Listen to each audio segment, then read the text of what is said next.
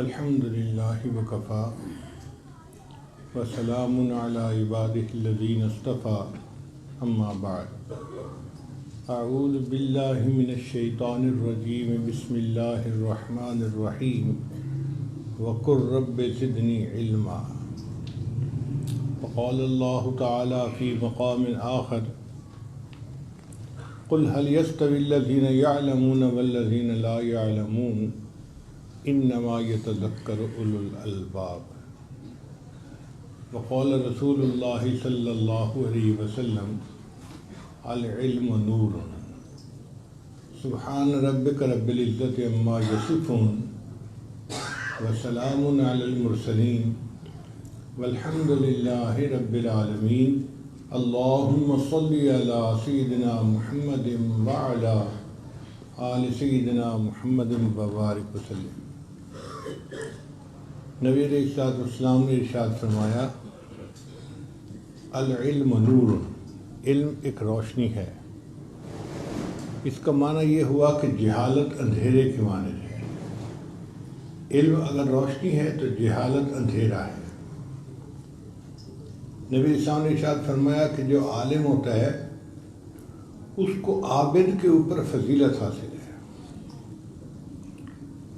چنانچہ ابو الدرداء رضی اللہ عنہ اس حدیث کے راوی ہیں کہ نبی اسلام نے ارشاد فرمایا فضل العالم علی العابد کفضل القمر لیلۃ البدر علی سائر الکواکب، کہ جس طرح تمام ستاروں پر 14ویں کے چاند کو فضیلت حاصل ہے، اس طرح عبادت گزاروں کے اوپر ایک عالم کو فضیلت حاصل ہوتی ہے۔ اور نبی علیہ السلام نے یہ بھی ارشاد فرمایا کہ من یرد اللہ بہ خیر یفقہہ فی الدین، اللہ تعالیٰ جس کے ساتھ خیر کا ارادہ فرماتے ہیں اس کو دین کی سمجھ عطا فرما دیتے ہیں۔ تو دین کا علم مل جانا، دین کی سمجھ حاصل ہو جانا، یہ خیر کی علامت ہے۔ یہ بات ذہن میں رکھیے کہ جو دینی مدارس کے طلباء ہیں یہ اپنی مرضی سے نہیں آتے مدرسے میں، اللہ ان کو چنتا ہے۔ پہلے یہ سلیکشن اللہ کی طرف سے ہوتی ہے۔ جس کو اللہ پسند فرماتے ہیں وہ آتا ہے، ہر بندہ طالب علم بن کے نہیں آ سکتا۔ یونیورسٹی کالجوں میں ہر کوئی جا سکتا ہے، جس کا جی چاہے اس کے لیے یونیورسٹی کالج کا دروازہ کھلا ہے۔ مدرسے کا دروازہ صرف ان لوگوں کے لیے کھلتا ہے جن کو اللہ پہلے پسند فرماتے ہیں۔ قرآن مجید میں اللہ تعالیٰ کا ارشاد ہے ثم اورثنا الکتاب، پھر ہم نے اپنی کتاب کا وارث اپنے بندوں میں سے ان کو بنایا الذین اصطفینا من عبادنا، جو ہمارے چنے ہوئے بندے تھے۔ اصطفیٰ، مصطفیٰ، چنا ہوا، یعنی اللہ تعالیٰ پہلے چنتے ہیں تب مدرسے آنے کی توفیق دیتے ہیں۔ اس لیے جب کوئی علم کی طلب کے لیے اپنے گھر سے نکلتا ہے تو فرشتے اس کے پاؤں کے نیچے پر بچھاتے ہیں۔ اب طلباء کو یہ بات عجیب محسوس ہوتی ہے کہ جی فرشتے تو معصوم ہیں، وہ فرشتے ہم گناہ گاروں کے پاؤں کے نیچے پر بچھاتے ہیں؟ جی، اظہار محبت کے لیے۔ دنیا میں ہم نے دیکھا ہے کہ اگر کسی ملک کا صدر، وزیر اعظم آئے تو اس کے لیے ریڈ کارپٹ بچھایا جاتا ہے۔ وہ تو ویسے بھی چل کے آ سکتا ہے، کوئی مسئلہ تو نہیں ہے، لیکن ریڈ کارپٹ کو بچھانے سے اپنی محبت کا اظہار مقصود ہوتا ہے۔ پہلے زمانے میں جب کوئی بادشاہ کا محبوب آتا تھا تو راستے میں گلاب کی پتیاں بچھائی جاتی تھیں۔ چنانچہ ایک انگریز تھا، اس نے اپنے محبوب کے لیے کئی ٹن پھولوں کی پتیاں بچھائی تھیں راستے میں کہ میرا محبوب ان پھولوں کی پتیوں پر چل کر آئے۔ کسی شاعر نے کہا اے باد صبا کچھ تو ہی بتا مہمان جو آنے والے ہیں، اے باد صبا کچھ تو ہی بتا مہمان جو آنے والے ہیں، کلیاں نہ بچھانا راہوں میں ہم پل کے بچھانے والے ہیں۔ تو محبت چاہتی ہے کہ محبوب کے راستے میں کلیاں نہ بچھائی جائیں، پل کے بچھائی جائیں۔ اسی طرح جو طالب علم نکلتا ہے وہ فرشتوں کو اتنا پسند ہوتا ہے، اتنا محبوب ہوتا ہے کہ فرشتے اظہار محبت کے لیے اس کے پاؤں کے نیچے اپنے پر بچھاتے ہیں۔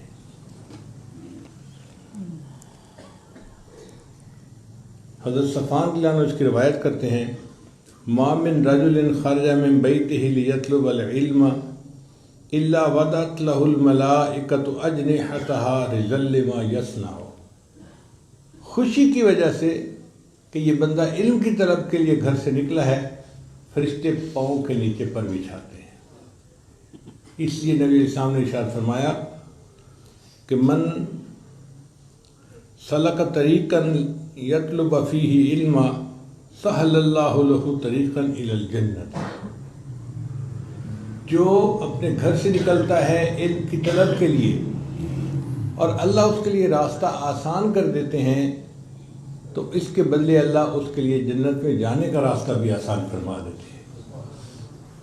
ایک اور حدیث مبارکہ میں اللہ تعالیٰ کے حبیب صلی اللہ علیہ وسلم ارشاد فرماتے ہیں، من خرج فی طلب العلم، جو بندہ اپنے گھر سے علم کی طلب کے لیے نکلا، فہو فی سبیل اللہ حتی یرجع، وہ اللہ کے راستے میں ہوتا ہے جب تک لوٹ کر واپس نہیں آتا۔ آج ہم سمجھتے ہیں جی کوئی سروزہ لگانے کے لیے نکلا، وہ اللہ کے راستے میں ہے، اور طالب علم جو مدرسے کی طرف نکلتا ہے اس کو ہم اللہ کا راستہ نہیں سمجھتے، یہ تو علم پڑھنے جا رہے ہیں۔ بھئی نبی علیہ الصلوۃ والسلام کا فرمان دیکھیے کہ محبوب صلی اللہ علیہ وسلم نے ارشاد فرمایا، فَهُوَ فِي سَبِيلِ اللَّهِ حَتَّى يَرْجِعَ، وہ اللہ کے راستے میں ہوتا ہے جب تک کہ لوٹ کر گھر واپس نہیں آ جاتا۔ اس لیے طالب علم جب مدرسے میں ہوتا ہے نا، اسے ہر حال میں ثواب ملتا ہے، پڑھنے پہ بھی ثواب ملتا ہے، سونے پہ بھی ثواب ملتا ہے، کھانا کھانے پہ بھی ہر وقت ثواب مل رہا ہوتا ہے۔ طالب علم کی مثال معتکف کی سی ہے۔ اعتکاف کی نیت سے جب بندہ مسجد میں بیٹھ جائے تو اس کو ہر وقت ثواب مل رہا ہوتا ہے، عبادت کرے، آرام کرے، جو مرضی ہو، اعتکاف کی نیت کی وجہ سے اس کو ثواب مل رہا ہوتا ہے۔ اسی طرح طالب علم جب علم کی طلب کی نیت سے گھر سے نکل پڑا، مدرسے پہنچا تو اس کو ہر وقت ثواب مل رہا ہوتا ہے۔ اس کو مدرسے میں موجود ہونا ثواب ملنے کے لیے کافی ہے۔ لہذا وہ طلباء خوش نصیب ہے جو مدرسے میں دینی علم حاصل کر رہے ہیں۔ ہر بندہ یہ علم حاصل نہیں کر سکتا۔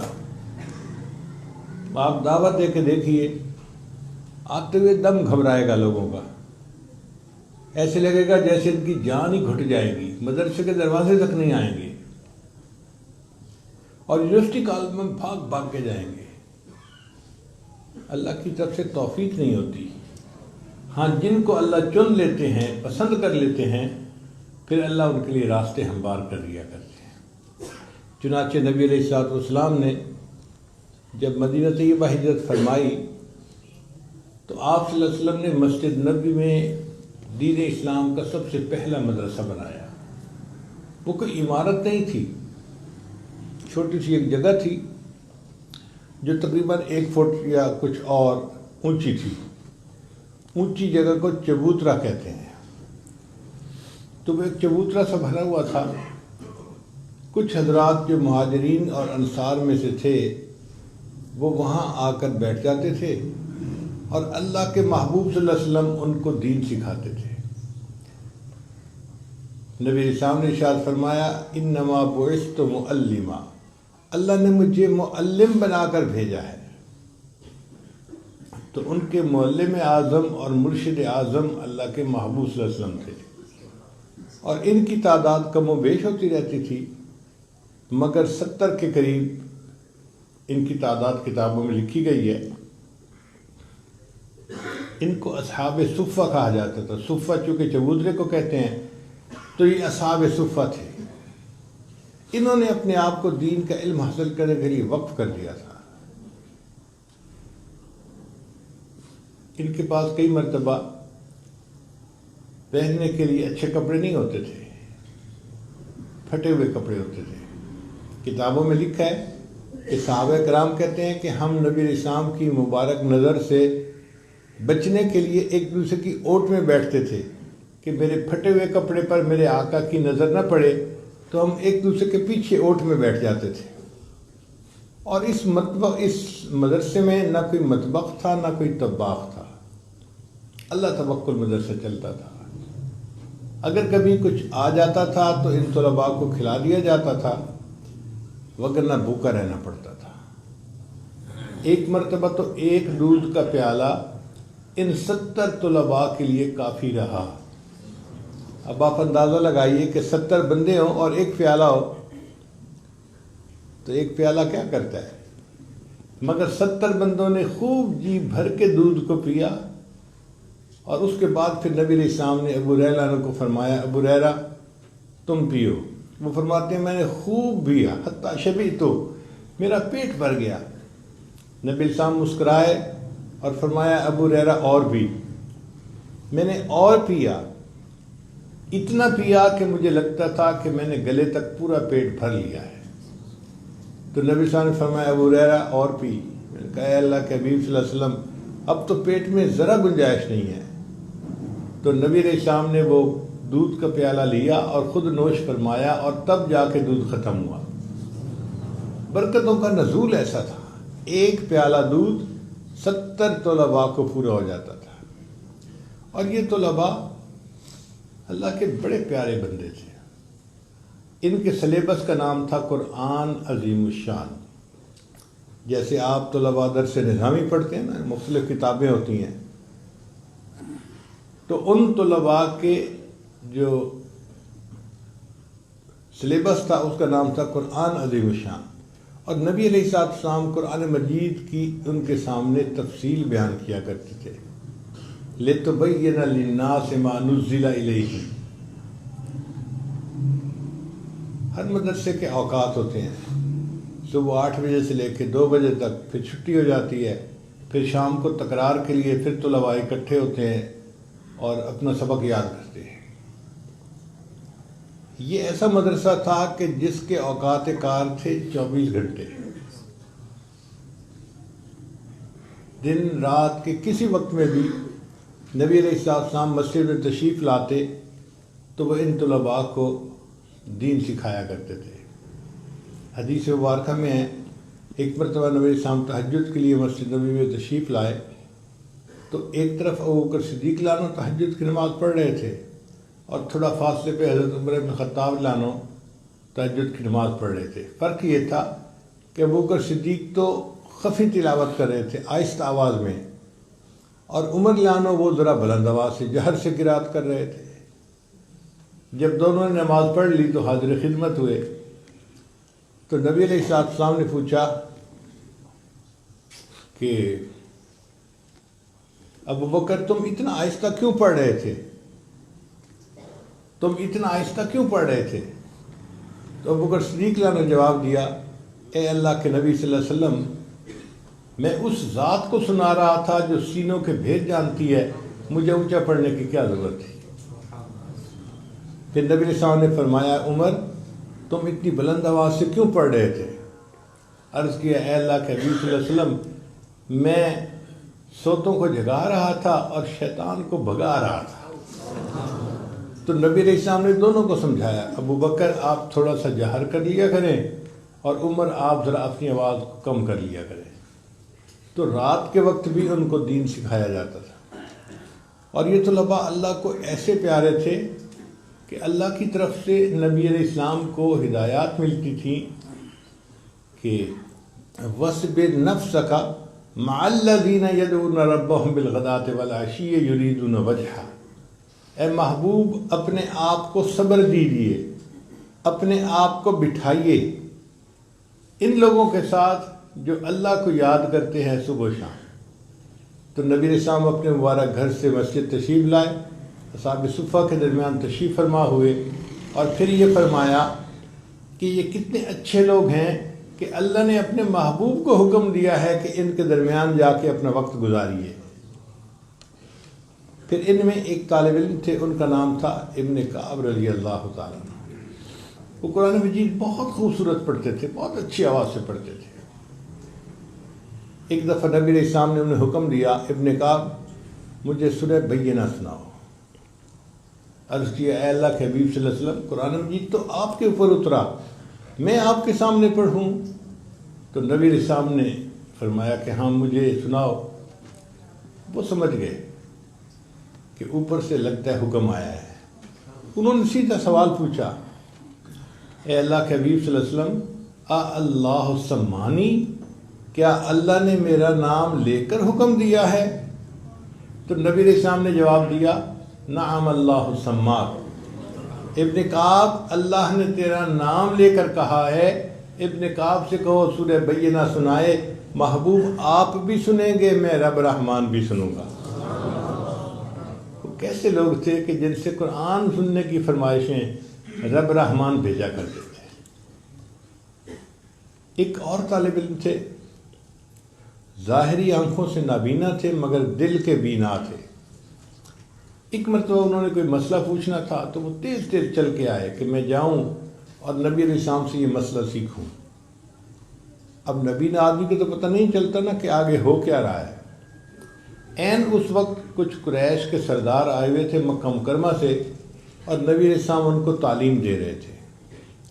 اب یہ طالب علم آیا اور اس نے آتے ہی اپنی بات کر ماری، تو نبی علیہ السلام نے انہیں صبر کے لیے کہا کہ تھوڑی دیر انتظار کرو، صبر کرو۔ اب وہ جو نبی علیہ السلام نے اس طالب علم کو اچھا ریسپانس نہ دیا، اللہ نے اس پر بھی محبوبانہ خطاب فرما دیا۔ نبی علیہ السلام کو ارشاد فرمایا عبس وتولی ان جاءہ الاعمی، یعنی متکلم کا صیغہ نہیں استعمال کیا، تھرڈ پرسن جیسے غائب کے لیے استعمال کرتے ہیں نا لفظ، عبس وتولی ان جاءہ الاعمی۔ مگر اللہ تعالیٰ جانتے تھے کہ میرے محبوب صلی اللہ علیہ وسلم کی قلب میں خشیت اتنی ہے، ان کے دل میں اللہ کی عظمت اتنی ہے کہ اگر ان الفاظ سے خطاب فرما کے چھوڑ دیا تو شاید دل ہی پھٹ جائے گا، اس لیے پھر متکلم کا صیغہ آگے استعمال کر لیا۔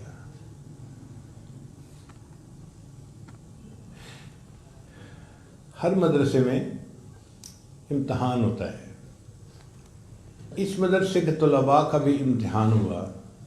جو ممتحن ہوتے ہیں وہ کبھی کبھی مدرسے کے اپنے استاد ہوتے ہیں اور کبھی باہر سے آتے ہیں، تو اس مدرسے کے طلباء کا بھی امتحان ہوا، مگر ان کا امتحان کس نے لیا؟ اللہ رب العزت نے لیا۔ اولئک الذین امتحن اللہ، یہ وہ لوگ تھے جن کا امتحان اللہ نے لیا۔ اللہ اکبر کبیرہ۔ بھئی اللہ نے کس کا امتحان لیا؟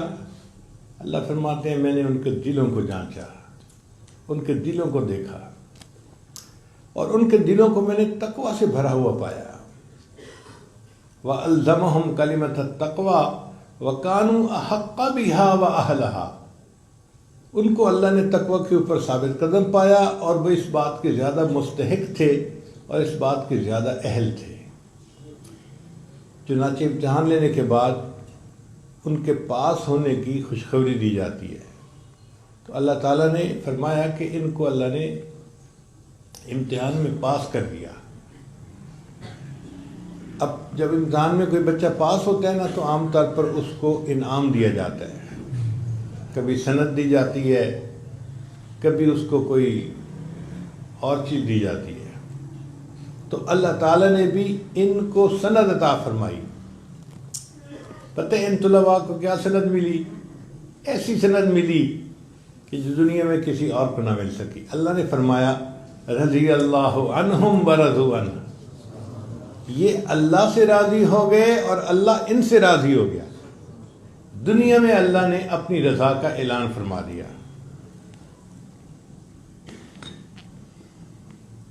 یہ ایسے طلباء تھے۔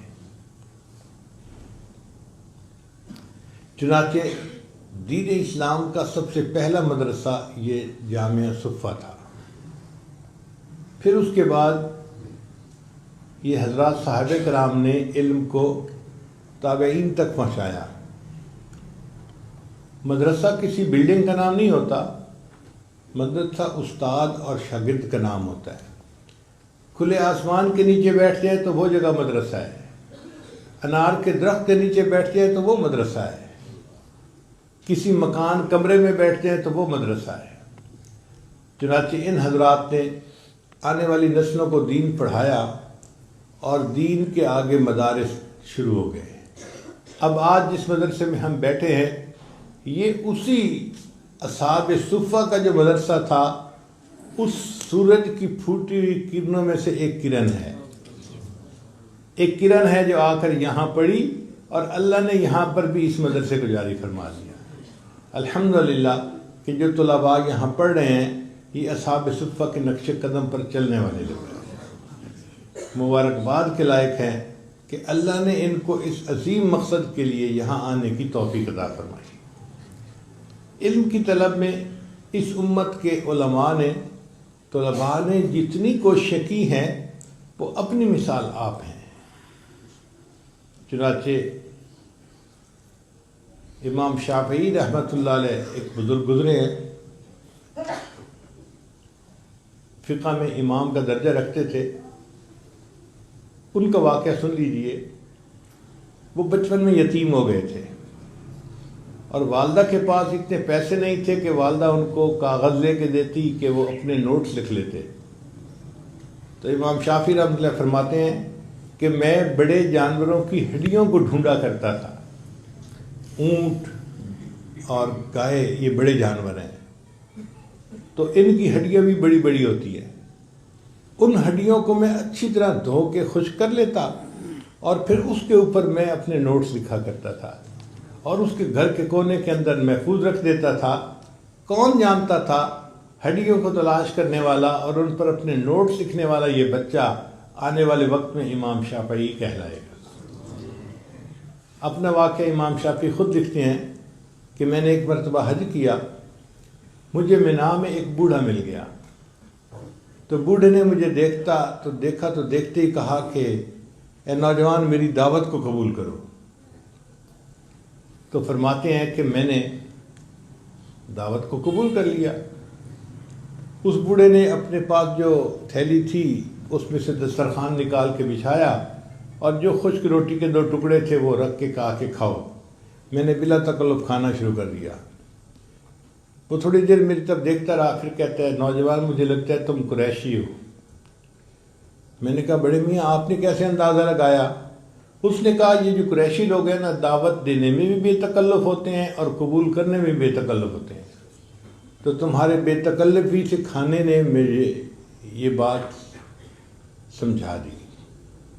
پھر بات چیت شروع ہو گئی تو بوڑھے نے بتایا کہ میں تو مدینہ طیبہ کا رہنے والا ہوں اور میں حج کے ارادے سے یہاں آیا ہوں مینا میں۔ امام شافعی رحمۃ اللہ فرماتے ہیں کہ میں نے اس بوڑھے سے پوچھنا شروع کر دیا کہ مدینہ طیبہ کی مسجد میں ایک امام مالک رحمت جو ہے وہ بزرگ ہوتے ہیں، وہ حدیث کا درس دیتے ہیں، تم نے دیکھا ہے؟ اس نے کہا ہاں دیکھا ہے، اونچے قد کے ہیں اور آنکھیں نیلی ہیں اور خوبصورت ہیں اور بہت اچھے ہیں۔ تو جب میں نے ان سے ذرا امام مالک کے بارے میں کئی سوال پوچھے تو بڑے میاں نے کہا کہ مجھے لگتا ہے کہ تمہیں امام مالک سے ملنے کا شوق ہے۔ میں نے کہا مجھے تو بہت شوق ہے۔ اس نے کہا اچھا، ہمارے گروپ میں ایک آدمی حج کے لیے آیا تھا، وہ حج کے دوران فوت ہو گیا اور اس کا جو اونٹ ہے نا وہ خالی ہے، وہ خالی واپس جائے گا، تو اگر آپ کہو تو میں اس کے جو باقی عزیز ہیں ان سے اجازت لے کے آپ کو ساتھ لے چلتے ہیں، آپ کو اونٹ مل جائے گا اور ہمارے ساتھ آپ مدینہ پہنچ جائیں گے۔ امام شافعی رحمۃ اللہ فرماتے ہیں کہ مجھے یہ بات بڑی اچھی لگی کہ ویسے تو اسباب ہے نہیں، قافلے کے ساتھ میں آرام سے مدینہ پہنچ جاؤں گا، تو میں نے دعوت قبول کر لی۔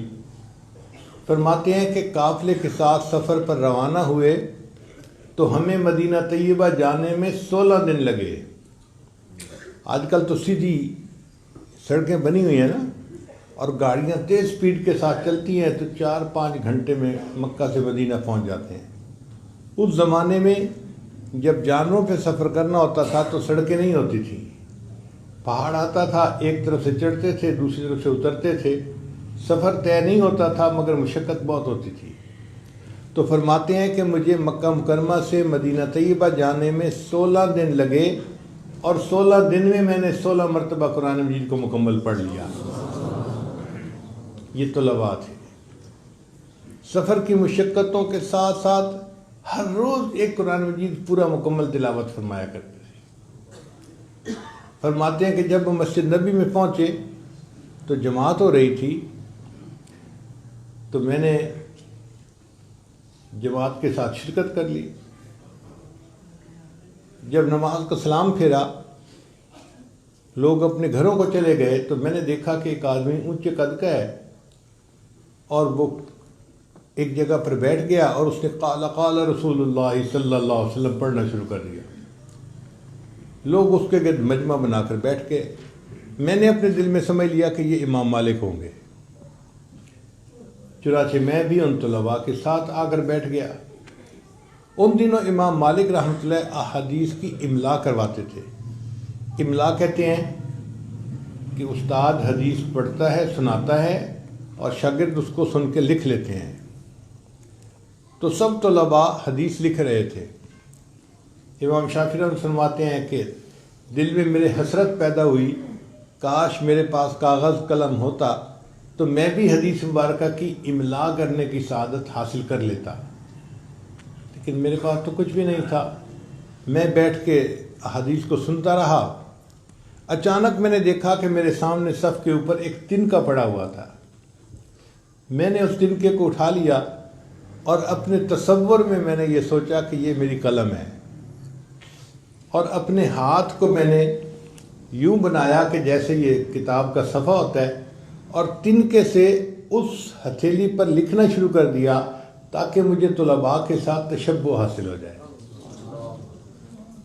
فرماتے ہیں کہ میں حدیث سنتا رہا اور اپنی ہتھیلی پہ لکھتا رہا۔ مجلس برخاست ہوئی، اگلی نماز کا وقت تھا، لوگ وضو کے لیے چلے گئے۔ میرا وضو تھا، میں وہیں بیٹھا رہا۔ جب امام مالک رحمۃ اللہ نے دیکھا کہ میں وہیں بیٹھا ہوں تو انہوں نے اشارے سے مجھے اپنے پاس بلایا۔ میں حاضر خدمت ہو گیا۔ تو امام مالک رحمۃ اللہ نے پوچھا، نوجوان تم کیا کر رہے تھے؟ میں نے عرض کیا، حضرت آپ حدیث سنا رہے تھے اور میں بیٹھ کے ہتھیلی پہ لکھ رہا تھا۔ امام مالک رحمۃ اللہ نے فرمایا، ہتھیلی دکھاؤ۔ اب جب ہتھیلی دکھائی تو اس پر تو کچھ نہیں لکھا ہوا تھا۔ تو امام مالک رحمۃ اللہ نے فرمایا کہ یہ تو ٹھیک نہیں ہے، یہ تو حدیث کے ادب کے خلاف ہے، تم یہ کیا کر رہے تھے؟ میں نے عرض کیا، حضرت میں مسافر ہوں، میرے پاس کاغذ قلم نہیں تھا، طلباء کے ساتھ تشبیہ حاصل کرنے کے لیے میں اپنے تنکے سے ہتھیلی پر لکھ رہا تھا۔ تو امام مالک رحمۃ اللہ کی تسلی نہیں ہوئی، فرمایا نہیں، ایسے نہیں کرنا چاہیے تھا۔ تو فرماتے ہیں کہ پھر میں نے کہا کہ حضرت میں دیکھنے میں تو ہتھیلی پہ لکھ رہا تھا، حقیقت میں اس حدیث کو اپنے دل پہ لکھ رہا تھا۔ تو جب میں نے کہا کہ میں اس حدیث کو یاد کر رہا تھا، دل پہ لکھ رہا تھا، تو امام مالک رحمۃ اللہ نے فرمایا کہ اچھا، میں نے جتنی حدیثیں لکھوائی ہیں ان میں سے آدھی سنا دو تو میں تمہیں جانوں۔ امام شافعی رحمۃ اللہ فرماتے ہیں کہ جب امام مالک نے یہ کہا تو میں نے جو پہلی حدیث سنائی تھی وہاں سے سنانی شروع کی۔ 100 حدیثیں امام مالک نے لکھوائی تھیں، میں نے 100 کی 100 حدیثیں روایت کے ساتھ، سند کے ساتھ اور ان کے متن کے ساتھ پوری ان کو سنا دی۔ یہ طلباء تھے۔ جیسے اسفنج ہوتا ہے نا، اس کو پانی میں ڈالیں تو اس کی ایک ایک جو ہے نا نس میں پانی بھر جاتا ہے۔ یہ طلباء اسفنج کی مانند ہوتے تھے، مجلس میں بیٹھتے تھے، اپنے استاد کے علم کو چوس لیا کرتے تھے، اپنے اندر منتقل کر لیا کرتے تھے۔ پھر اللہ نے ایک وقت میں امام شافعی کو وہ فضیلت عطا فرمائی کہ وہ وقت کے سب سے بڑے فقیہ کہلائے۔ ایک مرتبہ امام شافعی رحمۃ اللہ علیہ ایک حجام کے پاس گئے، اپنے بال کٹوانے تھے۔ اسی وقت کوئی امیر آدمی بھی آ گیا تھا، تو حجام نے سوچا کہ یہ تو غریب سا طالب علم ہے، یہ مجھے کیا دے گا مزدوری میں امیر آدمی کو بٹھا لیتا ہوں، انعام زیادہ ملے گا۔ چنانچہ اس نے امام شافعی رحمۃ اللہ کی بجائے اس امیر آدمی کو بٹھا لیا۔ تو امام شافعی وہاں سے چلے گئے، اپنے خادم سے پوچھا کہ تمہارے پاس کچھ پیسے ہیں؟ اس نے کہا جی 300 ریال ہیں۔ تو امام شافعی رحمۃ اللہ نے فرمایا اس حجام کو 300 ریال ویسے ہی دے دو میری طرف سے کہ یہ مال کا طلبگار ہے۔ 300 ریال اس کو دے کے باہر نکلے، اور امام شافعی رحمۃ اللہ نے پھر شعر پڑھا، علیہ ثیاب لا یباع جمیعھا، میرے تن کے اوپر ایسے کپڑے ہیں اگر ان تمام کپڑوں کو بیچا جائے تو یہ ایک فلوس کے بدلے خریدنے کو کوئی تیار نہیں ہوگا، مگر ان کپڑوں کے اندر ایک جان ہے جو اللہ کے ہاں اتنی عزیز ہے کہ اس کی قیمت ساری دنیا کے بادشاہوں کے خزانے نہیں پیش کر سکتے۔ تو پھر اللہ نے ایک وہ وقت بھی دکھایا۔ ایک اور طالب علم تھے، ان کا نام تھا احمد، وہ اپنے گھر سے آئے تھے اپنے استاد کے پاس علم پڑھنے کے لیے۔ اللہ کی شان کے اس زمانے میں جو پڑھنے آتے تھے نا طلباء، ان کا کھانا پینا استاد کی ذمہ داری نہیں ہوتی تھی، طلباء کی اپنی ذمہ داری ہوتی تھی، استاد صرف پڑھاتا تھا۔ چنانچہ وہ وہاں رہے، 3 دوست تھے، حتیٰ کہ ان کے پاس کھانا ختم ہو گیا۔ اب فاقہ شروع ہو گیا، 1 دن 2 دن 3 دن، جب 3 دن لگاتار فاقہ گزرے نا تو بندے کو سمجھ میں آ جاتی ہے بات، بیٹھا ہے تو کھڑا نہیں ہوا جاتا، اور کھڑا ہو تو آنکھوں میں اندھیرا آ جاتا ہے، چکر آتے ہیں۔ اب اس طالب علم احمد کا بھی یہی حال، کمزوری ہو گئی، چکر آتے ہیں، کھڑا نہیں ہوا جاتا۔ ان کے دوست کہتے ہیں کہ میں نے احمد سے کہا کہ احمد آپ کے پاس کھانا ختم ہو گیا، میرے پاس ابھی بہت سارا کھانا موجود ہے، آپ میرے ساتھ شریک ہو جایا کریں۔ احمد نے انکار کر دیا کہ نہیں، میرے عزت نفس گوارا نہیں کرتی کہ میں کسی پہ بوجھ بنوں، میں نہیں کھانا کھاؤں گا۔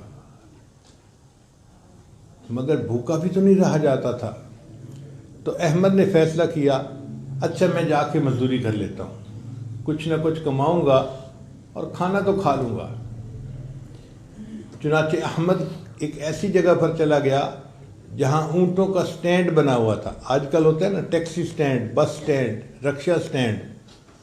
اس زمانے میں چونکہ اونٹ سامان کی آمد و رفت کے لیے استعمال ہوتے تھے، تو جس جگہ اونٹوں کو بٹھایا جاتا تھا ان کو اونٹوں کا سٹینڈ کہا جاتا تھا۔ تو یہ طالب علم احمد وہاں چلا گیا، اور وہاں جا کر اس نے اونچی اونچی آواز سے کہنا شروع کر دیا، بھئی کسی نے سامان اونٹ پہ لادنا ہے یا اونٹ سے نیچے اتارنا ہے تو مزدور موجود ہے۔ اب کچھ سواریاں ایسی ہوتی جو خود نہیں سامان لاد سکتی تھی یا اتار سکتی تھی، تو انہوں نے احمد کو مزدور کے طور پر لے لیتے تھے، اور اس کو تھوڑے سے پیسے ملتے تھے، اور بھاری بھاری سامان اس کو سر پہ اٹھا کے لادنا پڑتا تھا اور اتارنا پڑتا تھا۔ ان کے دوست کہتے ہیں کہ میں جب احمد کو دیکھتا کہ اتنی مشقت اٹھا رہا ہے اور نازک سی جان ہے، تو میرے دل میں ان کے ساتھ ہمدردی پیدا ہوتی، مگر وہ میرے ساتھ کھانا کھانے کو تیار نہیں تھے۔ تو میں سوچتا رہا کہ کوئی طریقہ ہو کہ میں احمد کو اپنے ساتھ کھانے کے لیے تیار کر لوں۔ اللہ نے میرے ذہن میں ایک بات ڈالی، میں نے احمد کو کہا کہ احمد آپ اتنی مشقت اٹھاتے ہیں اور آپ کو تھوڑی سی مزدوری ملتی ہے، اس سے بہتر یہ ہے کہ آپ میرا کام کر دیں، اس کے بدلے میں آپ کو کھانا دے دوں گا۔ احمد نے پوچھا کیا کام کروں؟ اس نے کہا آپ کا خط بہت اچھا ہے، تو مجھے ایک کتاب چاہیے، آپ اس کتاب کو فارغ وقت میں لکھ دیا کریں، اور اس کے بدلے میں آپ کو مزدوری میں اپنے ساتھ کھانا کھلا دوں گا۔ اب یہ چونکہ اجرت تھی تو وہ احمد تیار ہو گئے۔ اس زمانے میں کتابیں چھپتی نہیں تھیں، لکھی جاتی تھیں، مخطوطہ کتابیں ہوتی تھیں۔ چنانچہ اس کی مشکل آسان ہو گئی کہ اس کو سامان اٹھانے کی بجائے کتاب لکھنا آسان کام تھا، وہ بیٹھ کے لکھتے رہتے۔ ان کے دوست کو کتاب مل گئی، اور دوست نے اس کے بدلے ان کو اپنے کھانے میں شریک کر لیا۔ یوں احمد نے علم حاصل کیا، اور اللہ نے پھر اسے وہ مقام دیا کہ آنے والے وقت میں وہ احمد بچہ جو تھا وہ امام احمد بن حنبل کہلوایا۔ علم کی طلب میں ان اکابرین نے کتنی مشقتیں اٹھائیں، کتنی قربانیاں دیں، آج ان واقعات کو ہم پڑھتے ہیں تو حیران ہو جاتے ہیں۔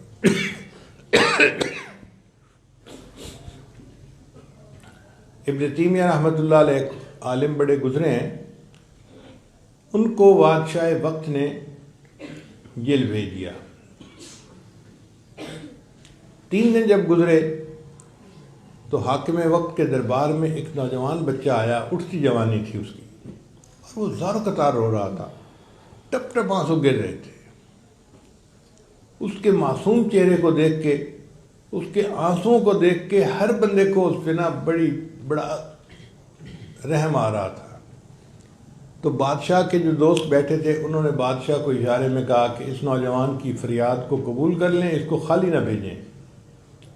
تو بادشاہ نے اشارے سے دوستوں کو کہہ دیا کہ یہ جو فریاد لے کے آیا ہے میں اس کو پورا کر دوں گا۔ تو بادشاہ نے اس نوجوان بچے سے پوچھا تم کیوں رو رہے ہو؟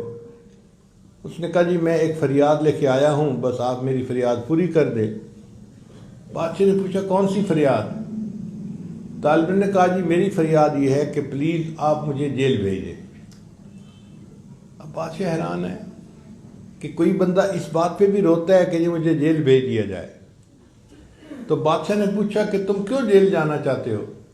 اس نے کہا جناب آپ نے میرے استاد کو جیل بھیج دیا، 3 دن سے وہ جیل میں ہیں اور میرا سبق قضا ہو رہا ہے۔ آج میں نے یہ سوچا کہ برائے مہربانی مجھے بھی جیل بھیج دیں، میں جیل کی مشقتیں تو برداشت کر لوں گا، اپنے استاد سے جیل میں سبق تو پڑھ لیا کروں گا۔ آپ بتائیے کہ علم کی طلب ایسی آپ نے کبھی دیکھی کہ میں جیل کی مشقتیں تو برداشت کر لوں گا مگر اپنے استاد سے وہاں سبق پڑھ لیا کروں گا؟ ایسی طلب ہوتی تھی۔ اچھا ان طلباء میں کچھ طلباء ایسے تھے جو بڑے امیر زادے تھے، امیر کے بیٹے، نواب کے بیٹے، یعنی ان کو آپ نواب زادے کہہ سکتے ہیں، بڑے نواب زادے تھے۔ چنانچہ امام اعظم ابو حنیفہ رحمۃ اللہ کے پاس ایک امیر آدمی اپنے بیٹے کو لے کے آیا اور کہا کہ میں چاہتا ہوں کہ یہ دین پڑھے۔ امام صاحب نے اس سے 1-2 باتیں پوچھی تو محسوس کر لیا کہ یہ بڑا ذہین ہے، اس بچے کا IQ لیول بہت اچھا ہے، تو امام صاحب نے قبول کر لیا۔ چنانچہ اس بچے کا نام تھا محمد۔ اس نے امام صاحب سے پڑھنا شروع کیا۔ 1-2 دن کے بعد امام صاحب کو اندازہ ہو گیا کہ یہ بچہ قرآن پاک کا حافظ نہیں ہے۔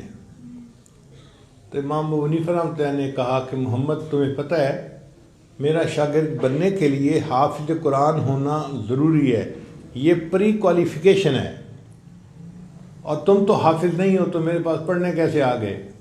جاؤ اور پہلے حفظ کرو پھر آنا۔ وہ بچہ محمد اٹھا اور قرآن پاک کو حفظ کرنے کی نیت سے چلا گیا۔ امام صاحب سمجھے اب اس کو کچھ وقت لگے گا، حفظ سے فارغ ہو کے پھر میرے پاس آئے گا۔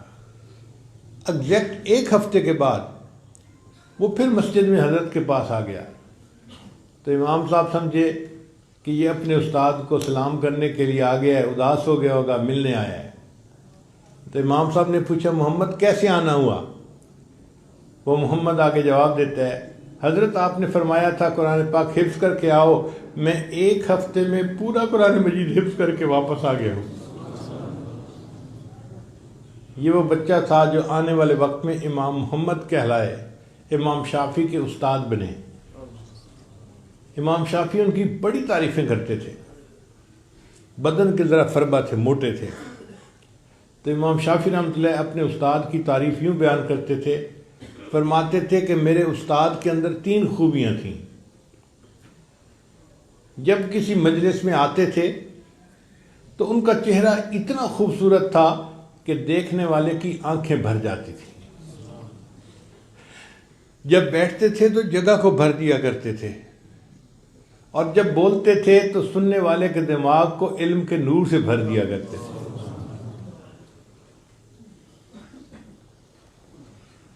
ایک اور امیر زادہ تھا، اس کا نام تھا عبداللہ۔ اس کی ابتدائی زندگی بڑی غفلت میں گزری، کیونکہ وہ سونے کا چمچ لے کے پیدا ہوا تھا، امیر باپ کا بیٹا تھا، پیسے کی فراوانی تھی تو پھر بندہ فتنے میں پڑ ہی جاتا ہے۔ ماں باپ اس کے لیے بڑی دعائیں کرتے، مگر وہ اپنے ہم عمر دوستوں میں جوانی والے کاموں میں مصروف رہتا۔ ماں باپ دعائیں کرتے رہتے۔ عزیز طلباء، یہ بات سمجھنا کہ جب ماں باپ کی دعائیں ہوتی ہیں نا، وہ رائگاں نہیں جاتی، اللہ ان کو بالآخر قبول فرما لیتے ہیں۔ چنانچہ ماں باپ کی دعائیں قبول ہوئیں اور عبداللہ کے دل میں زندگی کو بدلنے کی خواہش پیدا ہوئی۔ تو عبداللہ نے اپنے والد کو کہا کہ ابو جان، میں چاہتا ہوں کہ میں کوئی تجارت کروں۔ والد نے اس زمانے میں 30,000 اشرفیاں ان کو دیں۔ اس کا مقصد یہ تھا کہ یہ تجارت کرے گا تو کم از کم یہ بری محفل سے تو بچے گا اور زندگی کچھ نیکی کی طرف آ جائے گی۔ عبداللہ نے وہ 30,000 اشرفیاں لیں اور سفر پہ چل پڑے۔ سوچا کیا کروں؟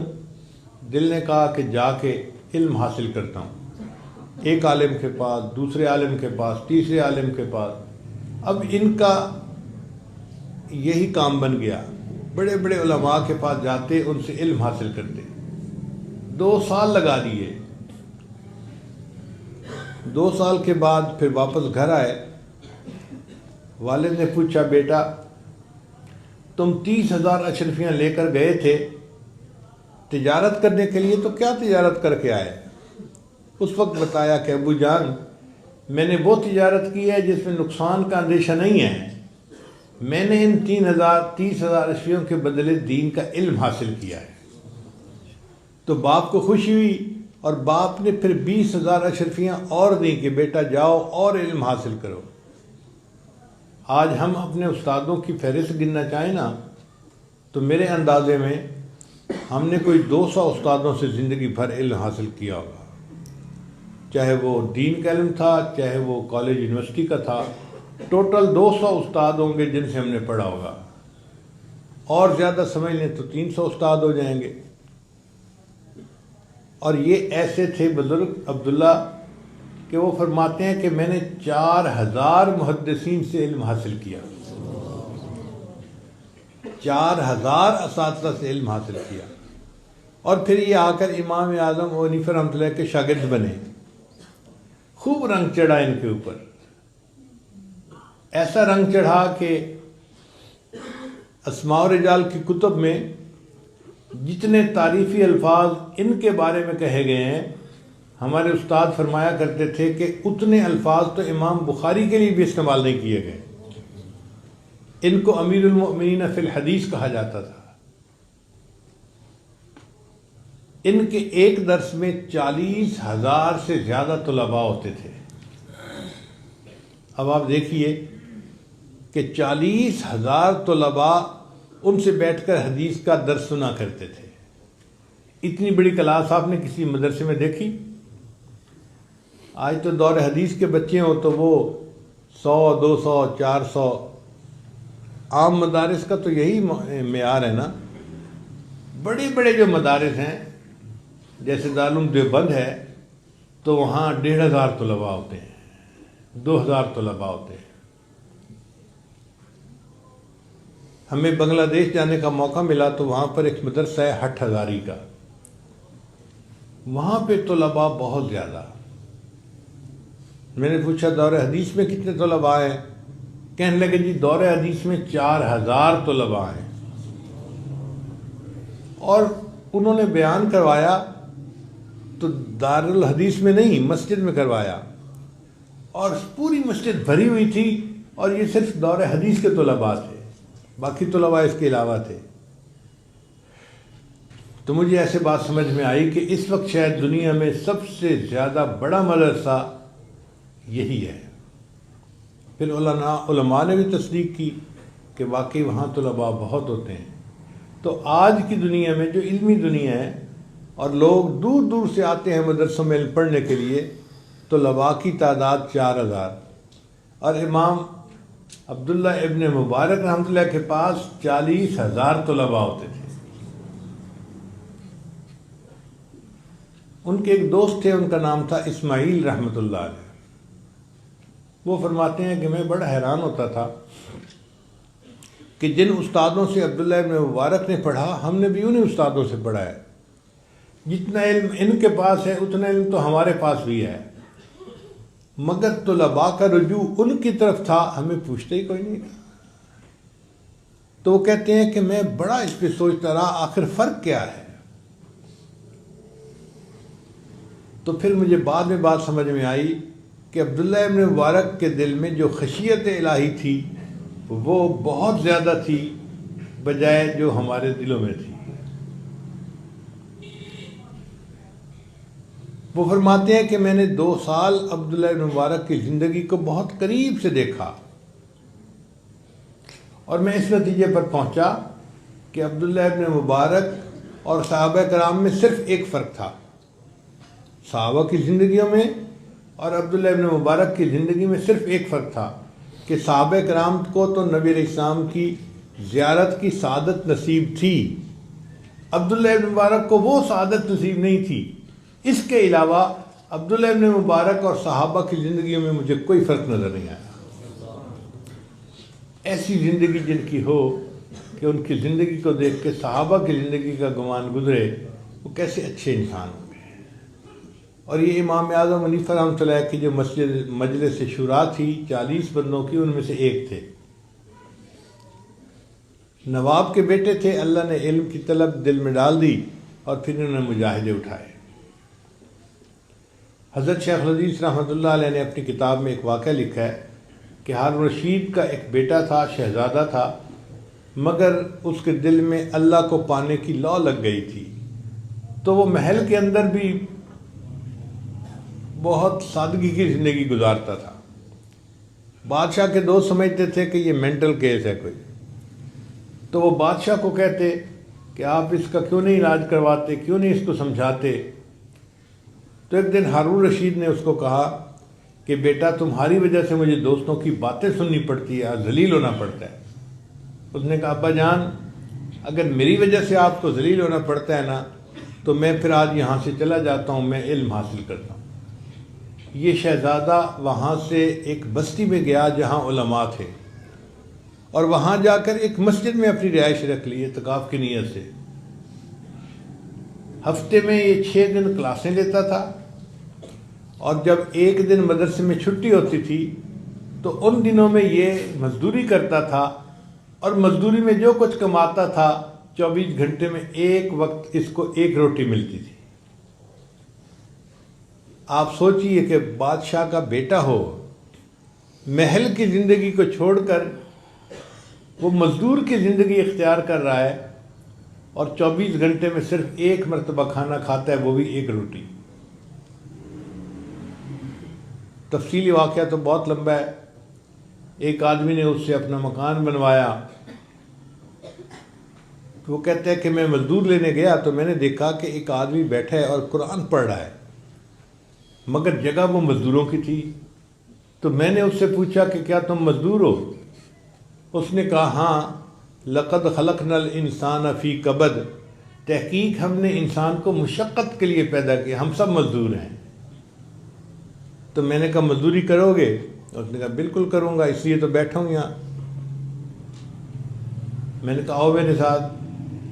کہنے لگا میری 2 شرطیں ہیں، ایک تو مزدوری کے دوران نماز کا جب وقت آئے گا میں تسلی کی نماز پڑھوں گا، آپ نے مجھے اعتراض نہیں کرنا کہ زیادہ وقت کیوں لگا رہے ہو۔ میں نے کہا مجھے منظور ہے۔ دوسری بات اس نے کہی کہ میں ایک دن مزدوری کروں گا تو آپ سے اتنے درہم لوں گا، نہ اس سے زیادہ لوں گا نہ اس سے کم لوں گا۔ میں نے کہا یہ بات کیوں کہہ رہے ہو؟ کہنے لگے کہ کم لینے میں یہ مسئلہ ہے کہ میں جو درہم لوں گا اس سے میں 6 روٹیاں خریدوں گا اور روزانہ 1 روٹی کھایا کروں گا، اور میرے 6 دن آنے والے گزر جائیں گے۔ پھر مزدوری کا دن آئے گا، پھر مزدوری کر کے اتنے ہی پیسے لوں گا اور 1 ہفتہ اور گزار دوں گا۔ میں نے کہا کہ زیادہ کیوں نہیں لوگے؟ کہنے لگا مجھے جمع کر کے رکھنے کی کیا ضرورت ہے۔ میں اس کو لے آیا۔ اب اس نے جب مکان بنایا، دیوار بنائی، تو جو عام مزدور بناتے تھے نا اس سے دگنی مقدار میں تعداد یعنی دیوار بنا دی۔ وہ کہتے ہیں میں بڑا حیران ہوا، اور میں نے سوچا کہ میں باقی مکان بھی اسی سے بنواؤں گا۔ میں نے چھپ کے دیکھا تو وہ مزدور جو دیوار بنا رہا تھا نا، اس کے وقت میں برکت تھی۔ وہ اینٹ اٹھاتا اور دیوار کے لیے رکھتا، تو ہمارے عام میسن جو ہوتے ہیں وہ تو اینٹ کو رکھتے ہیں، پھر اس کو سیدھا کرتے ہیں، پھر ٹھک ٹھک کر کے ٹکاتے ہیں، پھر دوسری اینٹ، ان کو ٹائم زیادہ لگتا ہے۔ یہ ایسا مزدور تھا کہ یہ اینٹ اٹھا کے رکھتا تھا اور اینٹ بالکل صحیح اپنی جگہ پہ ٹک جاتی تھی، اس لیے تیزی سے کام کرتا جاتا تھا۔ تو میں نے جب یہ برکت دیکھی تو میں نے فیصلہ کیا کہ میں نے پورا مکان اسی سے بنوانا ہے۔ پر مجھے پتہ چلا کہ یہ تو ہفتے میں صرف ایک دن کام کرتا ہے، تو میں نے اپنا کام بند کروا دیا اور ایک ہفتہ انتظار کیا کہ اگلے ہفتے جب یہ بچہ پھر کام کے لیے آئے گا میں اسی سے مکان بنواؤں گا۔ جب کام کا دن آیا تو میں گیا جہاں سے اس نے ملنا تھا، تو ایک اور مزدور ملا۔ اس نے مجھے بتایا جی کہ وہ آج مزدور نہیں آیا۔ میں نے پوچھا وجہ کیا بنی؟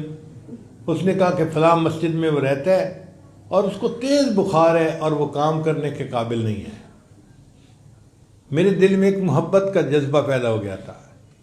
میں نے کہا چلو میں جا کے اس کی توا پرسی کرتا ہوں۔ میں اس مسجد میں چلا گیا تو میں نے دیکھا کہ وہ نوجوان چٹائی کے اوپر لیٹا ہوا ہے اور سر کے نیچے اس نے ایک اینٹ رکھی ہوئی ہے، اس کا تکیہ بنایا ہوا ہے۔ وقت کا بادشاہ کا بیٹا ہو اور وہ چٹائی کے اوپر لیٹے اور سر کے نیچے اینٹ کو تکیے کے طور پہ استعمال کرے۔ کہتے ہیں میں قریب ہوا تو اس کا جسم تو بہت گرم تھا۔ میں نے اس کے سر کو اپنی گود میں رکھ لیا اور میں نے اسے کہا کہ میں تمہیں اپنے گھر لے جاتا ہوں، تمہارا علاج کرواؤں گا حتیٰ کہ تم صحت مند ہو جاؤ گے۔ اس نے آگے سے جواب دیا کہ مجھے لگتا ہے کہ میرا آخری وقت قریب ہے، اگر تم مجھ سے کوئی ہمدردی کرنا چاہتے ہو تو جب میری روح نکل جائے تم میری 2 چیزیں ہارون رشید کے جا کے حوالے کر دینا، وقت کے بادشاہ کے۔ وہ کیا چیزیں تھیں؟ ایک انگوٹھی تھی اور ایک قرآن مجید تھا۔ جب اس کی وفات ہوئی تو میں نے اس کو نہلایا، کفنایا، نماز جنازہ پڑھا کے دفن کر دیا۔ اب میں قرآن مجید اور انگوٹھی لے کے چلا کہ میں بادشاہ کو پیش کرتا ہوں۔ اس طرح مجھے تھوڑا تھوڑا خیال تو آیا کہ سنا ہے کہ بادشاہ کا ایک بندہ بیٹا دیوانہ ہے، مینٹل کیس ہے، کہیں یہ وہی بچہ تو نہیں ہے۔ لیکن خیر میں شہر پہنچا تو ہارون رشید نے کہیں جانا تھا اور پولیس راستہ بنوا رہی تھی۔ میں انتظار میں کھڑا ہو گیا۔ جب ہارون رشید کی سواری وہاں سے گزرنے لگی تو میں نے ہارون رشید کو وہ قرآن مجید اور انگوٹھی دور سے دکھا دی۔ تو ہارون رشید سمجھ گیا کہ بیٹا جب گھر سے گیا تھا اس کی والدہ نے اس کو یہ 2 چیزیں دی تھیں، بیٹا تم قرآن مجید کو پڑھا کرنا، تمہیں ماں یاد آئے گی، اور ضرورت پڑے تو انگوٹھی بیچ دینا، تمہیں سفر کے خرچے میں کمی کام آ جائے گی۔ تو ہارون رشید نے پولیس کو اشارہ کیا کہ اس بندے کو میرے ساتھ لے آؤ محل میں۔ وہ بندہ کہتا ہے جب میں محل میں گیا تو مجھے پولیس انچارج نے کہا کہ دیکھو بادشاہ بہت غمزدہ نظر آتا ہے، تو پلیز آپ نے جہاں 4 باتیں کرنی ہیں نا تو اس کی جگہ 3 کرنا، اور اگر 3 کرنی ہے تو اس کی جگہ 2 باتیں کرنا، اور اگر آپ نے 2 باتیں کرنی ہے تو ایک ہی بات کر دینا، بات کو سمیٹ کے آ جانا، بادشاہ کے غم کو زیادہ نہ بڑھانا۔ میں نے کہا بہت اچھا۔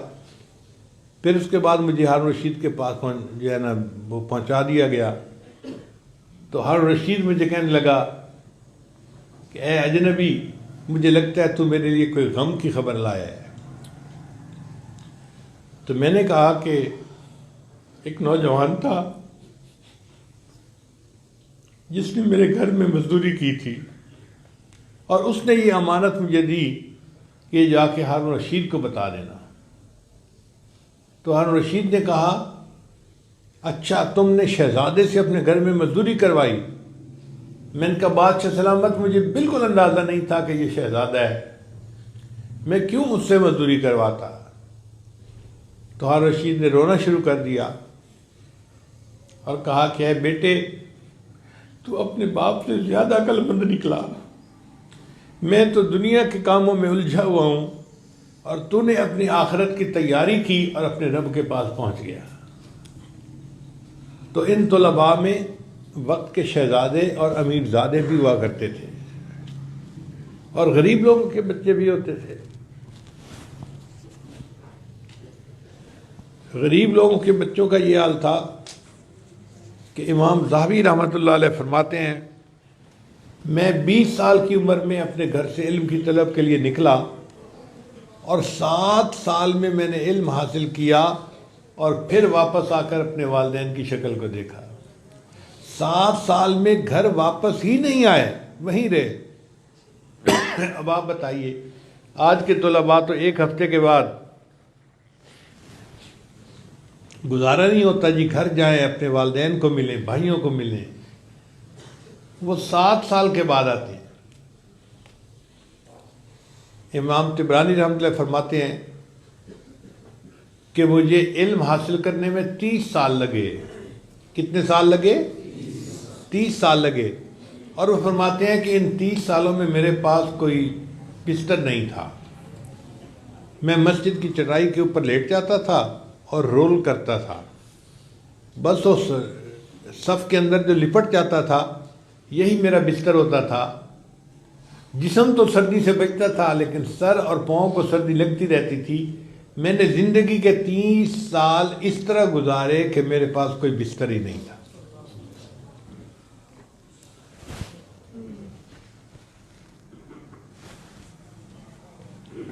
امام طبرانی رحمۃ اللہ اپنا واقعہ لکھتے ہیں، فرماتے ہیں کہ ہم 3 دوست تھے، ابو شیخ اور طبرانی اور مکری۔ ہم مسجد نبوی میں علم حاصل کرتے تھے۔ ہمارے پاس کھانا پینا ختم ہو گیا، میرا بھوک سے بہت برا حال۔ میں نقاہت کی وجہ سے مسجد نبوی میں لیٹا ہوا تھا۔ اچانک مجھے خیال آیا کہ میں مسجد نبوی کا طالب علم ہوں، میں نبی علیہ السلام کا مہمان ہوں، میں جا کر نبی علیہ السلام کو عرض تو کروں کہ میں آپ کا مہمان ہوں اور مجھے بھوک لگی ہوئی ہے۔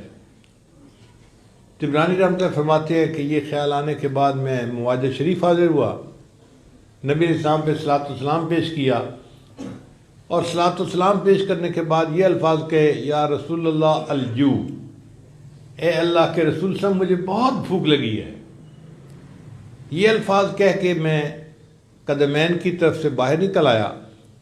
جیسے ہی میں دروازے پہ نکلا، ایک آدمی میرا نام پکار رہا تھا، طبرانی طبرانی طبرانی۔ میں بڑا حیران، یہاں تو کوئی میرا واقف بھی نہیں ہے تو یہ میرا نام کیسے پکار رہا ہے؟ میں نے اس عربی سے پوچھا کہ تم میرا نام کیسے پکار رہے ہو؟ اس نے کہا کہ دیکھو، مسجد نبوی کی دیوار اور میرے گھر کی دیوار ایک ہے، میں مسجد نبوی کا پڑوسی ہوں۔ میں اپنے گھر میں دوپہر کے وقت قیلولہ کر رہا تھا، مجھے خواب میں نبی علیہ السلام کی زیارت نصیب ہوئی اور اللہ کے محبوب صلی اللہ علیہ وسلم نے فرمایا کہ مسجد میں ایک طالب علم ہے جو بھوکا ہے، اس کا نام طبرانی ہے، تم اسے کھانا کھلاؤ۔ اب جیسے ہی میری آنکھ کھلی، میں نے اپنی بیوی کو خواب سنایا۔ اس نے کہا یہ میں نے سالن بنایا ہے اور یہ روٹیاں پکائی ہیں، یہ جا کے پہلے طالب علم کو کھلاؤ، ہم اپنے لیے اور کھانا بنا لیں گے۔ تو میں گھر سے روٹیاں اور سالن لے کے نکلا ہوں اور آپ کا نام پکار رہا ہوں کہ نبی علیہ السلام نے حکم دیا ہے کہ میں آپ کو کھانا کھلاؤں۔ ان طلباء کے ساتھ اللہ کے محبوب صلی اللہ علیہ وسلم کو ایسی محبت ہے۔ اگر ان کے مجاہدوں کے واقعات سنانے شروع کریں نا تو شاید پوری رات ہی بیت جائے، واقعات ختم نہیں ہوں گے۔ بس ایک واقعہ سنا کے میں اپنی بات کو مکمل کرتا ہوں۔ اندلس کا ایک طالب علم تھا، کسی زمانے میں اندلس مسلمانوں کا بڑا مرکز رہا ہے، قرطبہ، امام قرطبی رحمۃ اللہ علیہ وہیں کے تھے۔ تو وہاں پہ ایک طالب علم تھا، اس کا نام تھا بقی الدین ابن مخلد رحمۃ اللہ علیہ۔ یہ واقعہ امام ذہبی رحمۃ اللہ علیہ نے اپنی کتاب سیر اعلام النبلاء میں لکھا ہے، آپ خود بھی پڑھ سکتے ہیں۔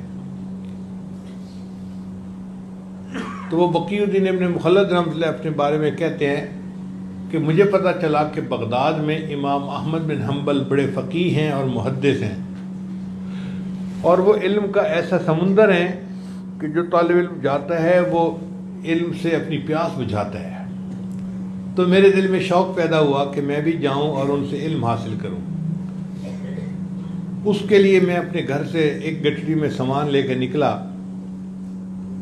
اور میں نے ایک کشتی کرائے پہ لی، کیونکہ راستے میں سمندر پڑتا تھا۔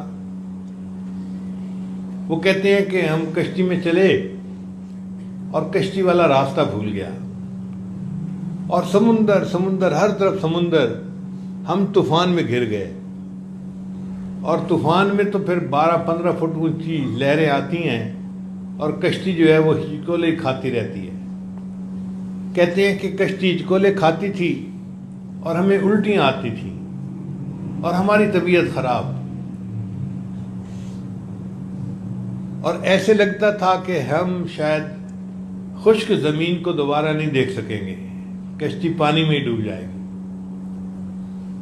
بڑے دنوں کے بعد بالآخر اللہ نے ہم پر مہربانی کی اور کشتی کنارے پر لگی۔ ہم نیچے اترے۔ میں نے پوچھا لوگوں سے کہ بھئی بغداد کہاں ہے؟ ان کا جناب وہ تو 700-800 میل دور فلاں جگہ پہ شہر ہے۔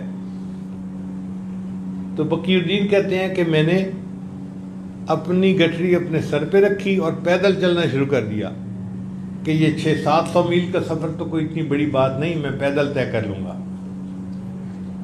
اب آپ سوچئے کہ علم حاصل کرنے کے لیے 700 کلومیٹر چل کے استاد کے پاس پہنچنا تھا۔ فرماتے ہیں کہ جب میں بغداد شہر کے قریب پہنچا تو میں اتنا تھکا ہوا تھا، ایک درخت کے سائے میں نے اپنی گٹھڑی سر سے اتاری اور میں تو زمین کے اوپر جیسے گر جاتا ہے کوئی، اور گہری نیند کی آغوش میں چلا گیا۔ جب 2-4 گھنٹے سونے کے بعد آنکھ کھلی تو میں نے پھر گٹھڑی سر پہ اٹھائی اور بغداد شہر کی طرف چلنا شروع کیا۔ راستے میں مجھے ایک بندہ ملا جو بغداد شہر سے آ رہا تھا۔ میں نے اسے سلام کیا اور میں نے سلام کر کے اس سے پوچھا کہ آپ امام احمد بن حنبل کے بارے میں مجھے کچھ بتا سکتے ہیں؟ اس نے کہا نوجوان ان کے بارے میں کیوں پوچھ رہے ہو؟ میں نے کہا کہ میں تو عدلت سے چلا ہوں ان سے علم حاصل کرنے کے لیے۔ اس بندے نے ٹھنڈی سانس لی اور مجھے کہا کہ اے نوجوان، تمہاری یہ تمنا پوری نہیں ہو سکتی۔ میں نے پوچھا کیوں؟ اس نے کہا کہ بادشاہ وقت امام احمد بن حنبل سے کسی بات پہ ناراض ہو گیا ہے اور اس نے ان کو گھر میں نظر بند کر دیا ہے۔ نہ کوئی بندہ امام صاحب سے مل سکتا ہے، نہ امام صاحب کسی بندے سے مل سکتے ہیں، لہذا اب تم ان سے علم حاصل نہیں کر سکتے۔ بقی الدین کہتے ہیں کہ میرے دل پہ چوٹ تو لگی، میں نے ہمت نہیں آ رہی، میں چل پڑا کہ اچھا پہنچتا تو ہوں شہر میں، اللہ کوئی صورت نکال دیں گے۔ شہر پہنچ کے ایک چھوٹی سی جگہ تھی، وہ میں نے کرائے پہ لے لی، اپنا سامان رکھا اور میں نے لوگوں سے پوچھا کہ بھائی شہر میں کہیں کوئی حدیث کا درس ہوتا تو ہوگا نا، اتنا بڑا شہر ہے۔ لوگوں نے کہا ہاں، جامع مسجد میں یحییٰ بن معین رحمۃ اللہ علیہ ایک محدث تھے جو جرح اور تعدیل کے امام سمجھے جاتے تھے، ان کا درس ہوتا ہے عصر کے بعد۔ بقی الدین کہتے ہیں کہ میں وہاں پہنچ گیا کہ چلو کسی محدث کا درس حدیث سنتا ہوں۔ یحییٰ بن معین رحمۃ اللہ علیہ نے ایک چھوٹی سی حدیث کی تلاوت کی اور اس کے بارے میں درس دیا، اور پھر لوگوں نے ان سے راویوں کے بارے میں پوچھنا شروع کر دیا۔ وہ چونکہ اسماء الرجال کے فن میں امام تھے، ماہر تھے، ہر راوی کے حالات جانتے تھے، تو انہوں نے بتانا شروع کر دیا فلاں راوی ثقہ ہے، فلاں راوی ٹھیک نہیں ہے، فلاں ٹھیک نہیں ہے، فلاں ٹھیک نہیں ہے، فلاں ٹھیک نہیں ہے۔ تو بقی الدین کہتے ہیں کہ جب انہوں نے ایک بندے کو جواب دے دیا نا تو میں اٹھ کے کھڑا ہو گیا اور میں نے ان سے پوچھا جی کہ ہشام ابن عمار کے بارے میں آپ کیا کہتے ہیں؟ انہوں نے جواب دیا وہ ہشام چادر والے؟ میں نے کہا ہاں وہی۔ اس نے کہا وہ اتنے ثقہ ہیں کہ ان کے چادر کے نیچے تکبر بھی آ جائے تو ان کی ثقافت میں کوئی فرق نہیں پڑتا، تم ان سے حدیث کی روایت کر سکتے ہو۔ جب انہوں نے مجھے جواب دیا تو میں نے پھر دوسرا سوال پوچھنا چاہا، مگر جو قریب لوگ بیٹھے تھے نا، انہوں نے میرا کرتا پکڑ کے کھینچا اور کہا کہ بھائی یہاں کا دستور یہ ہے ایک دن میں ایک طالب علم ایک سوال پوچھ سکتا ہے، اگر ایک ہی سارے سوال پوچھے گا تو باقی طلباء کا کیا ہوگا؟ اب آپ نے ایک سوال پوچھ لیا، بیٹھ جائیں۔ کہتے ہیں کہ میں نے رونا شروع کر دیا اور میں نے ان کو بتایا کہ دیکھو میں تو اتنی دور سے سفر کی مشقتیں اٹھا کے یہاں آیا ہوں اور مجھے اس ترتیب کا پتہ نہیں تھا، اگر پتہ ہوتا تو میں وہی سوال پوچھتا جو مجھے اصل پوچھنا تھا۔ لوگوں نے میرے اوپر ترس کھایا اور کہا کہ اچھا تم ایک سوال اور پوچھ لو۔ جب انہوں نے کہا نا کہ ایک سوال اور پوچھ لو تو میں نے یحییٰ بن معین رحمۃ اللہ سے پوچھا آپ امام احمد بن حنبل کے بارے میں کیا کہتے ہیں؟ کہتے ہیں کہ اس سوال کو سن کے پورے مجمع پہ خاموشی طاری ہو گئی، سانپ سونگ گیا پورے مجمع کو۔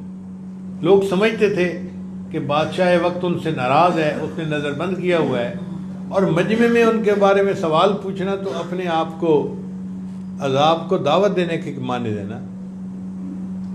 میری بات سن کے یحییٰ بن معین رحمۃ اللہ نے اپنا سر جھکا لیا، وہ تھوڑی دیر خاموش رہے، پھر انہوں نے اپنا سر اٹھایا اور ایک ٹھنڈی سانس لی اور کہنے لگے کہ امام احمد بن حنبل تو امام المسلمین ہے۔ جب یحییٰ بن معین رحمۃ اللہ نے یہ کہا نا کہ امام احمد بن حنبل تو امام المسلمین ہے، میرے دل میں اور طلب بڑھ گئی کہ میں نے تو ان سے علم حاصل کر کے ہی رہنا ہے۔ مجلس ختم ہوئی تو میں نے ساتھ والے ایک بندے سے کہا بھائی مجھے امام احمد بن حنبل کا گھر دکھا دو۔ اس نے کہا نا بھائی نا، اگر پولیس کو شک ہو گیا نا تو تمہیں بھی کوڑے لگیں گے اور مجھے بھی لگیں گے، میں کیوں اپنے آپ کو تکلیف میں ڈالوں؟ میں نے کہا یار مجھے اپنے ساتھ لے چلو، اور جب امام احمد بن حنبل کے گھر کے قریب سے گزرنا نا تو آنکھ کے اشارے سے بتا دینا کہ یہ دائیں طرف یا بائیں طرف امام احمد کا گھر ہے۔ میں اس گھر کے دروازے کو پہچان لوں گا، پھر میں جانوں میرا کام جانے، بس آپ آگے چلے جانا۔ اس پہ وہ بندہ تیار ہو گیا اور اس نے مجھے امام احمد بن حنبل کے گھر کا دروازہ دکھا دیا۔ اب میں اپنے کمرے میں آیا، ساری رات میں سوچتا رہا کہ میں امام احمد بن حنبل سے کیسے علم حاصل کر سکتا ہوں۔ کبھی کوئی ترتیب، کبھی کوئی ترکیب، مگر ذہن میں یہ بات آتی کہ اگر میں روزانہ جاؤں گا تو امام صاحب اول تو پڑھائیں گے نہیں، اور اگر پڑھا بھی دیں گے تو پولیس کو پتہ چل گیا تو پھر میں بھی جیل میں۔ اگلے دن میں صبح اٹھا تو میں نے اپنے گھٹنے کو کپڑے سے باندھ لیا تاکہ دیکھنے والے کو پتہ چلے کہ کوئی زخم ہے جس کی وجہ سے اس نے گھٹنا باندھا ہوا ہے، اور میں نے ایک سائل کی شکل اختیار کر لی، ہاتھ میں کٹوری پکڑ لی اور جیسے سوالی سوال کرتا ہوا جا رہا ہوتا ہے میں نے وہ شکل اپنا لی، وہ بھیس اپنا لیا اور بازار میں مانگنا شروع کر دیا۔ اب لوگ میری شکل کو دیکھتے تو میں 20 سال کا نوجوان تھا، اور ویسے دیکھتے تو میں لوگوں سے سوال کر رہا تھا۔ اس زمانے میں جو سائل تھے وہ روپیہ پیسہ روٹی نہیں مانگا کرتے تھے، ہاتھ پھیلا کر بس اتنا کہتے تھے اجرکم علی اللہ، اجرکم علی اللہ، اور لوگ سمجھ لیتے تھے کہ یہ حاجت مند ہے تو وہ کشکول میں کچھ نہ کچھ ڈال دیتے تھے۔ کہتے ہیں کہ اب میرے نوجوان چہرے کو دیکھ کے مجھے کوئی کچھ دینے کو تیار نہیں تھا، بلکہ کچھ لوگ مجھے گھور کے دیکھتے کہ تمہیں شرم نہیں آتی، اتنی جوانی میں تم سوال کرتے پھرتے ہو۔ میں ان لوگوں کی گھوری ہوئی نظروں کو برداشت کرتا، ذلت کو برداشت کرتا اور بازار میں مانگتا ہوا چلا جاتا۔ پھر ایسے وقت میں جب لوگوں کی آمد و رفت کم ہوتی ہے، میں امام احمد بن حنبل کی گلی میں داخل ہوا اور میں نے امام احمد بن حنبل کے دروازے پہ جا کے بڑی دردناک آواز سے صدا لگائی اجرکم علی اللہ، اجرکم علی اللہ۔ میری آواز میں اتنا درد تھا کہ امام صاحب سمجھ گئے کہ یہ بہت کوئی ضرورت مند حاجت مند ہے، تو امام صاحب نے اپنے گھر کا دروازہ کھولا اور ان کے ہاتھ میں کچھ پیسے تھے، سکے تھے جو وہ مجھے دینا چاہتے تھے۔ بقی الدین فرماتے ہیں کہ میں امام صاحب کے قریب گیا اور میں نے جا کر کہا کہ حضرت میں مال کا طلبگار نہیں ہوں، میں علم کا طلبگار ہوں، اور میں نے تو آپ تک رسائی حاصل کرنے کے لیے یہ بھکاری کا بھیس اپنایا ہے، ورنہ تو میں سنت کا متلاشی ہوں، مجھے آپ روزانہ پڑھا دیا کریں۔ امام احمد بن حنبل نے فرمایا کہ نہ بھائی نہ، چلے جاؤ یہاں سے، اگر پولیس نے دیکھ لیا تو تمہیں بھی سزا ملے گی، مجھے بھی سزا ملے گی۔ تو میں نے کہا کہ حضرت میں اس طرح بھکاری کی شکل میں روزانہ ایک وقت آپ کے پاس آؤں گا اور آپ یہی سکے لے کر دروازہ کھولا کرنا، اگر کوئی اور بندہ قریب ہے تو سکے ڈال دینا اور میں چلا جاؤں گا، اور کوئی بندہ نہیں ہے تو آپ مجھے کھڑے کھڑے ایک دو حدیثیں سنا دینا، میں ان کو زبانی یاد کر لیا کروں گا، میرا اور آپ کا پڑھنے پڑھانے کا یہی طریقہ رہے گا۔ پورا 1 سال میں بغداد کی گلیوں میں بھیک مانگنے کے بہانے امام احمد بن حنبل سے چند حدیثیں روزانہ سنا کرتا تھا اور یاد کر لیا کرتا تھا۔ اللہ کی شان دیکھیں، 1 سال کے بعد حاکم وقت مر گیا، جو نیا حاکم وقت بنا اس کو امام احمد بن حنبل سے عقیدت تھی، اس نے نظر بندی بھی ختم کر دی، اور امام احمد بن حنبل کا جو درس حدیث ہوتا تھا نا مسجد میں، جامع مسجد میں، وہ بھی شروع کروا دیا۔ بقی الدین کہتے ہیں کہ عصر کے بعد میں جامع مسجد میں گیا تو اتنا رش تھا، جگہ ہی نہیں ملتی تھی۔ بڑی کوشش کے باوجود میں امام احمد بن حنبل کے قریب تو نہ پہنچ سکا، بس ذرا دور کھڑا ہو گیا۔ تو امام صاحب کی نظر مجھ پر پڑی تو امام صاحب نے مجمع کو کہا، اے مجمع کے لوگوں، اس نوجوان کو میرے پاس آنے دو، علم کا اصل طلبگار تو یہ ہے۔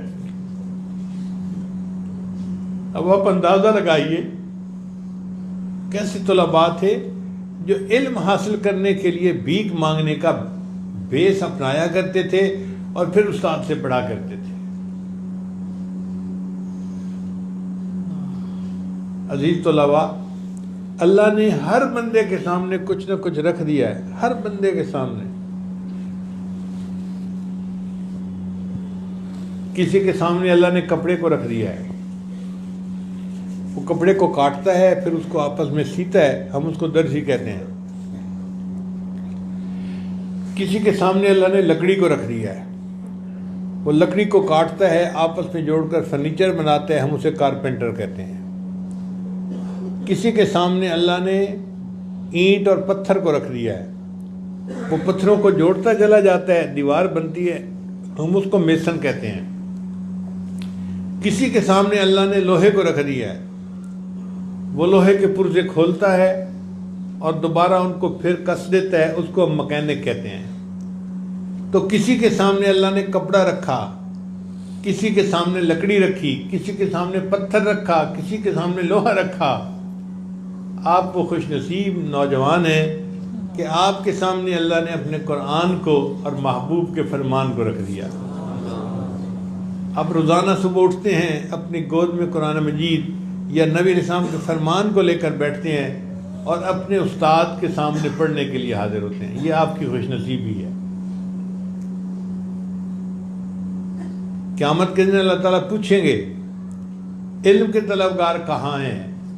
تو جہاں اصحاب صفہ کھڑے ہوں گے، ائمہ فقہا کھڑے ہوں گے اور بڑے بڑے محدثین کھڑے ہوں گے، وہاں بقی الدین ابن مخلد بھی کھڑے ہوں گے۔ اللہ میں نے علم حاصل کرنے کے لیے بھیک مانگی تھی 1 سال، اور وہیں پہ آپ طلباء بھی اللہ کے سامنے کھڑے ہوں گے اور آپ اللہ کے سامنے یہ عرض کریں گے، یا اللہ تیرے کعبے کو جبینوں سے بسایا ہم نے، تیرے قرآن کو سینوں سے لگایا ہم نے۔ یہ ایسا وقت ہے کہ ہر بچہ کالج یونیورسٹی بھاگنے کے لیے ترس رہا ہوتا ہے۔ اب اس میں وہ نوجوان جو دین پڑھنے کے لیے اپنی زندگی کے وقت کو وقف کر دیں اور مسجد میں اپنا وقت گزاریں، یہ خوش نصیب لوگ ہیں۔ اللہ تعالیٰ قیامت کے دن ان کی بہت عزت افزائی فرمائیں گے۔ چنانچہ امام محمد رحمۃ اللہ فرماتے تھے کہ اللہ تعالیٰ کا فرشتہ قیامت کے دن اعلان کرے گا، علماء کہاں ہیں؟ علماء کہاں ہیں؟ تو امت کے جتنے بھی علماء ہوں گے، محدثین، فقہاء، سب کھڑے ہو جائیں گے۔ اللہ تعالیٰ فرمائیں گے میرے عرش کے قریب ہو جاؤ۔ یہ کھربوں کھربوں لوگ ہوں گے جو عرش کے قریب ہو جائیں گے، تو اللہ تعالیٰ فرمائیں گے کہ اے میرے علماء، یا معشر العلماء لم ادا علمی لأعذبکم، میں نے تمہارے سینے میں جو علم کو بھرا تھا وہ اس لیے نہیں بھرا تھا کہ آج میں تمہیں اس کے اوپر شرمندہ کروں یا عذاب دوں۔ جاؤ تمہارا حساب لیتے، مجھے شرم آتی ہے، تم بلا حساب جنت چلے جاؤ۔ اس دن پتہ چلے گا کہ ہم نے اللہ کے ساتھ کتنا نفع کا سودا کیا تھا۔ اللہ تعالیٰ ہمیں پوری زندگی طالب علم بن کر رہنے کی توفیق عطا فرمائے اور قیامت کے دن طلباء کی قطار میں ہمیں کھڑا فرمائے۔ وآخر دعوانا ان الحمد للہ رب العالمین۔